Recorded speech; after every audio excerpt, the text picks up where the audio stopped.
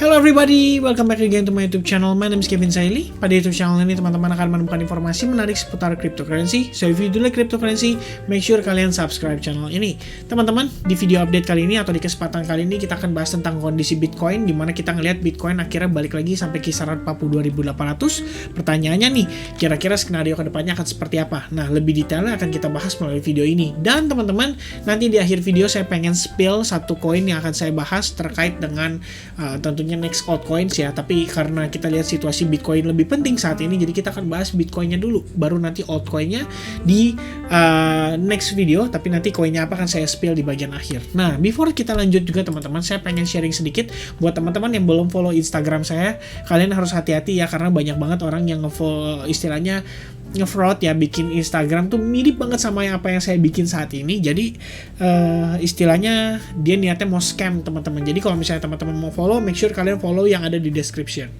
Nah, di Instagram saya juga sometimes saya suka sharing tentang outlook yang pengen saya sampaikan ke teman-teman.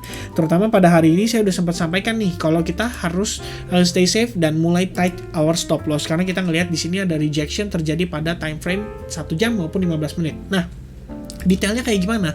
Yuk langsung aja kita bahas di video kali ini teman-teman. Oke, so untuk video kali ini kita akan bahas dari time frame daily terlebih dahulu. Ya, sedikit reminder buat teman-teman bahwa kita bisa saja terkena rejection ya, karena ini mendekati sekali area level exponential moving average 21-nya. Nah, sebenarnya teman-teman, ada satu skenario yang cukup menarik lagi yang saya pengen tunjukin ke teman-teman, yaitu pada time frame daily juga.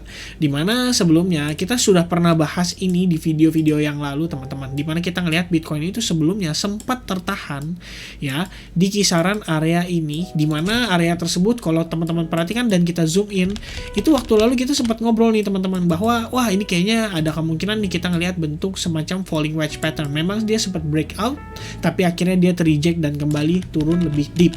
Nah, di situasi ini pula ya teman-teman, saat ini benar-benar berfungsi sebagai resistance yang cukup kuat untuk kondisi Bitcoin terkini. Jadi kalau misalnya teman-teman mau tambahkan, silakan kalian tambahkan trendline ini di chart logarithmic kalian ya, dan kalian bisa lihat juga di area tersebut itu terdapat yang namanya potensi strong resistance ya. Kalau misalnya saya boleh tambahkan, di area ini juga terdapat yang namanya exponential moving average 21. Jadi teman-teman, bisa saja rejection yang saat ini terjadi itu dipicu oleh beberapa kondisi, dan salah satunya juga adalah Fibo 50% pada chart logarithmic. Jadi kalau teman-teman keluarkan chart logarithmic kalian dan kalian gunakan Fibonacci retracement, kalian bisa lihat teman-teman, di area tersebut itu terdapat confluence of resistance. Makanya tadi waktu pagi-pagi saya update juga, itu memang sebenarnya pure ya untuk merimain juga ke teman-teman bahwa takutnya kita bisa ngelihat ada potensi rejection terjadi pada pergerakan Bitcoin di hari ini. Nah, terlepas dari kondisi dia membentuk semacam head and shoulders ya teman-teman, tentunya ini video terakhir kita udah sempat bahas tentang head and shoulders ya. Saya pengen sedikit merimain ke teman-teman bahwa ketika terbentuk head and shoulders sekalipun belum tentu kondisi market itu bisa langsung benar-benar turun ya, karena nyatanya waktu kisaran bulan Mei lalu ini saya inget banget, heboh banget orang-orang bilang gak mungkin Bitcoin naik lagi, Bitcoin bakal turun sampai ke 20.000 dan seterusnya dan seterusnya dan seterusnya. Kenapa? Karena mereka katanya yakin ini ngebentuk head and shoulders dan lain sebagainya. Saya inget banget waktu itu ada satu yang sering banget mampir ke YouTube channel saya, kalau nggak salah namanya Jesselyn. Kalian bisa cek di komen-komen waktu video-video saya di Bitcoin ya, sekitar bulan Juni. Dan Jesselyn itu yang selalu ngotot bilang kalau nggak mungkin Bitcoin naik, Bitcoin itu ngebentuk yang namanya head and shoulders, harusnya dia bakal breakdown dan akhirnya drop lebih signifikan lagi, kita bakal masuk ke bear market. Kenyataannya market rebound teman-teman. Dan pertanyaan berikutnya nih, apakah kondisi tersebut bisa terulang kembali ya? Nah, balik lagi konfirmasinya adalah tergantung nih apakah breakdown dari neckline-nya atau enggak teman-teman.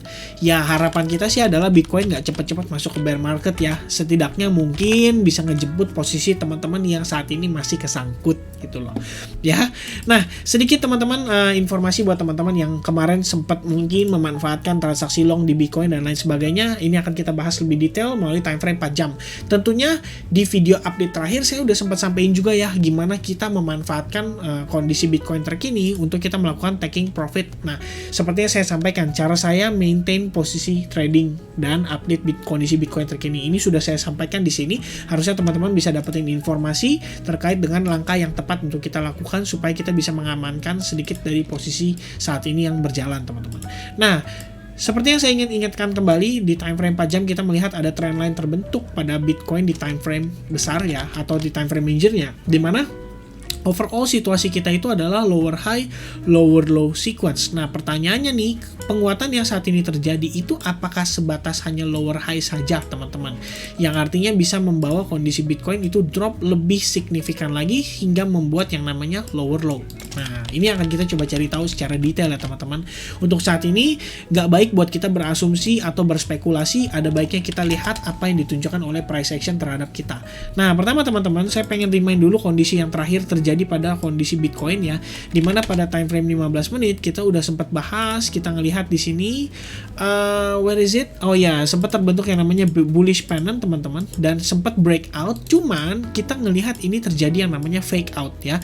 Kita mendapati rejection itu terjadi pada Fibonacci 50% sekaligus confluence of Fibonacci extension di kisaran 100% nya level $44.242. Nah, kita sempat expect ini akan berbentuk yang namanya sideways atau range, jadi kurang lebihnya seperti ini, dan rupanya teman-teman sempat breakout, cuman itu adalah false breakout yang kedua teman-teman terjadi. Dan kalau misalnya kita lihat sekilas, ini jadi tampak seperti yang namanya potential double top teman-teman ya, dimana kita dua kali mencoba untuk testing resistance level tersebut, atau tepatnya di Fibonacci 50%, yang ada malah kita dua kali itu mendapatkan rejection, dan rejection yang kedua ini bukan main-main teman-teman. Saya bisa bilang ini adalah rejection dengan kondisi yang cukup strong, apalagi kalau kita munculkan kondisi volumenya, teman-teman bisa cek ya, tadi kita terakhir ngecek volumenya itu sebetulnya lumayan signifikan ya, as you can see teman-teman, volumenya kembali meningkat pada saat rejection itu terjadi ya pada kondisi Bitcoin. Jadi saya rasa breakdown yang terjadi saat ini itu merupakan breakdown yang real dan bisa saja membawa kondisi Bitcoin drop lebih jauh lagi. Nah, hal yang perlu diperhatikan lagi adalah exponential moving average 21, 34 dan juga 55 yang saat ini sudah berhasil dipenetrasi oleh si Bitcoin. Seperti yang saya remind di video terakhir, kalau misalnya teman-teman mau maintain stop loss-nya, mau maintain posisinya, make sure kalian consider untuk taking profit dulu sebagian dari portion transaksi kalian, dan jaga stop loss kalian at least di kisaran trend line yang terbentuk di sini. Nah, buat saya pribadi terus terang kondisi saya sudah terkena ya untuk stop loss-nya dalam keadaan profit, karena saya maintain posisi saya itu entry dari kisaran area $41.000 teman-teman, lebih kurangnya. Alright, nah sekarang kondisinya saya berarti memang no transaction, tapi saya juga nggak akan short dengan kondisi saat ini, kecuali teman-teman kita udah lihat terjadi pullback ya, dan ternyata ada follow up yang cukup positif atau cukup signifikan. Nah, at the same time kita ngelihat di sini terbentuk yang namanya potensi inverse V formation, even better ya, even lebih jauh lagi membentuk yang namanya inverse V formation. So at the same time kita bisa consider ini sebagai salah satu peluang untuk memanfaatkan short atau entry short terhadap futures market gitu ya.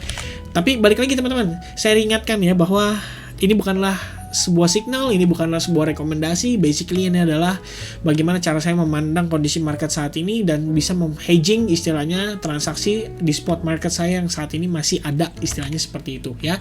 Jadi please teman-teman gunakan video ini dengan bijak ya, saya harap seperti itu.